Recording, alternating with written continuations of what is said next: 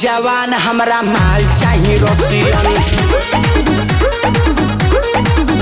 Daddy हो गईनी जवान हमके माल चाही रसियन। ना चाही सावर गोर नाही देसियन।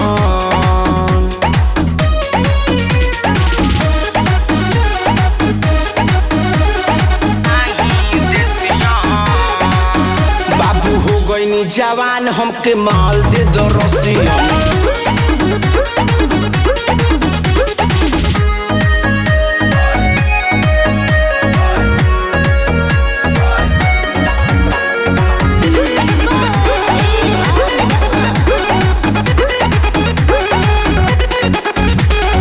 एकदम लागेले घिउ से उजर पातर कमर कर लागेला सुघर। एकदम लागेले घिउ से उजर पातर कमर कर लागेला सुघर। हमारा पसंद बिया माल विदेशी।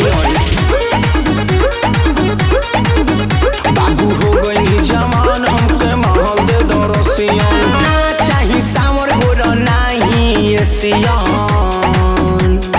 ना चाही सावर गोर नाही देसियन। पापा हो गई जवान हमके माल चाही रसियन।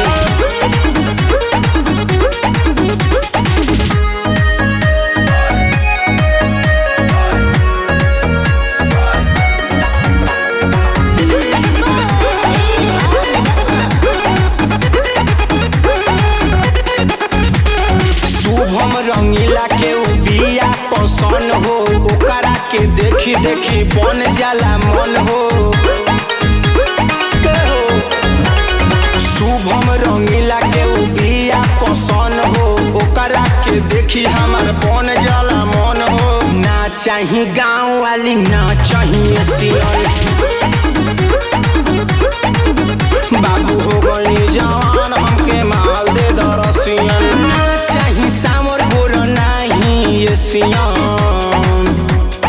ना चाही सावर गोर नाही देसियन। पापा हो गई जवान हमके माल चाही रसियन।